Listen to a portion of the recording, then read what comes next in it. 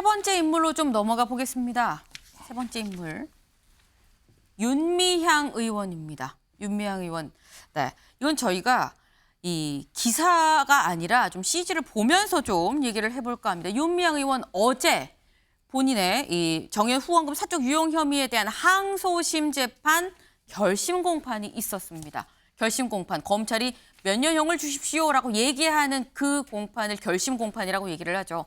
검찰은 불특정 다수로부터 받은 기부금으로 이루어진 자금 횡령이기 때문에 죄질이 상당히 좀 불량하다.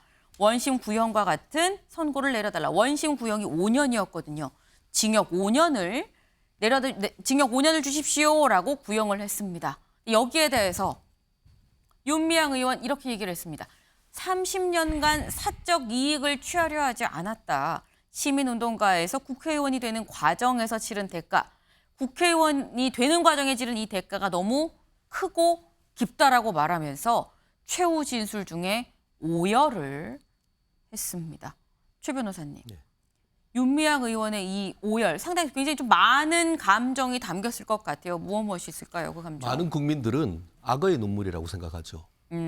제가 사실 1심 판결문 다 읽어봤습니다. 아, 네. 근데 1심 판결문은 거의 면접을 줬어요. 우리가 보조금을 받는데 네. 같이 모여가지고 모임을 해서 밥은 먹었지만 영수증은 없었다.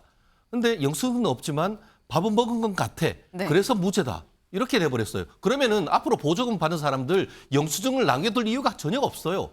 오히려 영수증을 남겨두면은 유죄 증거로 쓸 수 있는 그런 1심 판결을 했다는 점에서 저희 법조인의 한 사람으로서 납득하기 어려운 판결이었는데 항소심에서는 상당히 뒤집힐 것 같습니다. 실제 사기, 준사기, 보조금관리법, 지방재정법 위반, 기본관리법 위반 6개 혐의에 8개의 죄명이나 됐었었는데 네. 그거에 대해서 대부분 무죄를 하고 1,500만 원 벌금을 했다는 점에서는 상식의 눈높이에 정말 부합하지 않고 그것이 바로 조금 전에 지금 그 대법원장 후보자가 얘기했던 사법 신뢰가 무너졌다라고 하는데 이번 판결에서는 저는 상당 부분 1심 판결이 뒤집어질 가능성이 높지 않을까 예측해 봅니다. 1심 판결이 뒤집어지지 않을까 예측한다라고 하셨는데 조 변호사님 짧게 여쭤봅니다. 어떻게 예측하세요? 항소심 결론. 항소심 단계에서 검찰 측이 추가적인 증거 자료를 제출하지 않은 것으로 보이긴 하는데요. 네. 관련 기사를 본 적은 없는 것 같습니다. 그렇다면 1심에서 제출되었던 증거를 바탕으로 항소심에서 판단을 할 것으로 보이는데 네. 저는 원심 판단이 크게 문제가 있다는 생각은 들지는 않고요. 무려 14개의 혐의 중에 13개의 혐의에 대해서 무죄를 선고했습니다. 그만큼 검찰이 입증에 대해서 굉장히 부족한 부분이 많았다는 것을 반증한다고 할 수 있는 것이고요.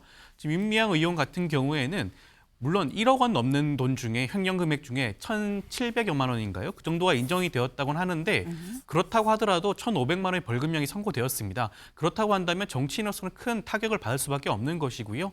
지금까지의 그런 30년 넘게 관련 활동에 대해서 약간 부정당하는 입장이기 때문에 충분한 어떻게 보면 처벌받지 않나 싶습니다. 네. 일단 약간 상반된 의견이 지금 나왔습니다. 결국 선고 결과를 봐야겠다 싶은데